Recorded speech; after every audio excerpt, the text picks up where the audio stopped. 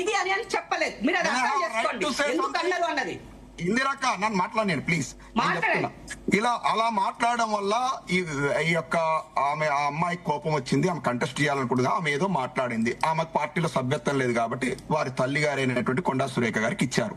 అది ఎంతవరకు సబబు అనేది ప్రజలు విఘ్నులు ప్రజలు మొత్తం గమనిస్తున్నారు. అసలు కూతురు చేసిన కామెంట్లకు తల్లికి ఇవ్వడం అనేది అది వారి యొక్క పార్టీ యొక్క అంతర్గత విషయం. అయినప్పటికీ కూడా ఇక్కడ ఏంటంటే కొన్ని విషయాలు నేను స్పందించాలనుకుంటున్నా.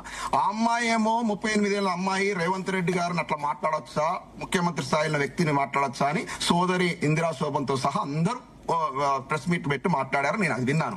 రేవంత్ రెడ్డి గారు ఎంత అండి, కేసీఆర్ గారు ముందు 14 ఏళ్ళు ఉద్యమం చేసి చావు నోట్లో తలబెట్టి సబ్బండ వర్గాలను ఏకం చేసి జాతీయ పార్టీలను ఐక్యం చేసేసి నై తెలంగాణ అన్నోళ్ళతో జై తెలంగాణ కొట్టించి తెలంగాణ తీసుకొచ్చి తొలి ముఖ్యమంత్రి, దేశంలో అగ్రశ్రేణిలో అభివృద్ధిలో సంక్షేమం నిలబెట్టినటువంటి గొప్పవి. ఆ వ్యక్తి గురించి ఏంటంటే ఆ వ్యక్తి చావు కోరుకునే విధంగా ఆ వ్యక్తిని ఇష్టం ఉన్నట్టు ఫామ్ హౌస్ లో పండుకుంటాడు, అదంటాడు ఇదంటాడు, తాగుతాడు ఇదంటాడు అదంటాడు.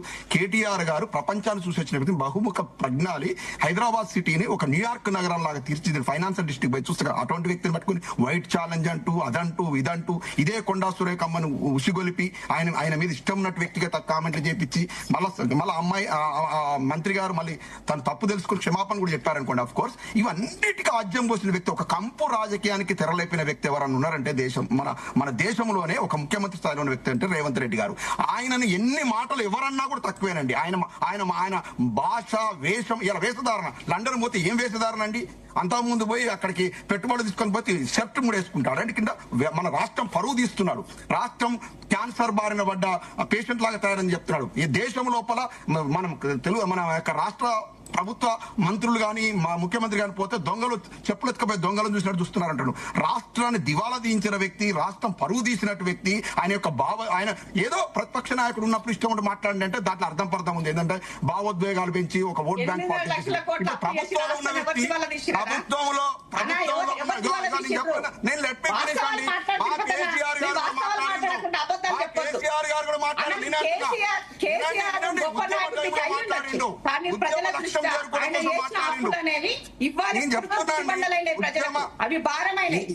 ఇందిరక్క నన్ను మాట్లాడివ్వండి. కేసీఆర్ గారు కూడా మాట్లాడారు పలు సందర్భాన, ఉద్వేగపూరితంగా మాట్లాడారు, ఉద్యమ టైంలో మాట్లాడారు, భావజాలను వ్యాప్తించడంలో ఉద్యమ లక్ష్యాన్ని చేరుకోవడంలో మాట్లాడారు. ముఖ్యమంత్రి అయిన తర్వాత ఇంత చండాలమైన భాష, కనుగుడ్లు బీకు గోళీలు వేసుకుంటాం, గోళీలాగా ఆడతాం, మెడలో పేగులు వేసుకుని తిరుగుతాం, ప్రతిపక్ష నాయకులు సాగు కోరుకుంటాం అనే విధంగా మాట్లాడారు. ఇంత నీచమైన భాషను మాట్లాడే ముఖ్యమంత్రి బహుశా ప్రపంచంలో ఎక్కడ ఉండి ఉండడు. అటువంటి వ్యక్తికి కాంగ్రెస్ పార్టీ వారు స్పందించాలా? ఇద్దరు అసలు సబ్జెక్టు పక్కన పెట్టి మాట్లాడుతున్నారు. ఇది సబ్జెక్ట్ ఎక్కడ డిబేట్ అయినామండి? హలో మీరు సన్నాయిలో కుళ్ళకొద్దు. సబ్జెక్ట్ ఎక్కడ డిబేట్ అయినాం? డిబేట్ కాలే. సబ్జెక్ట్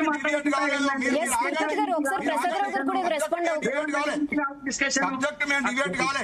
మేము మాట్లాడుతుంది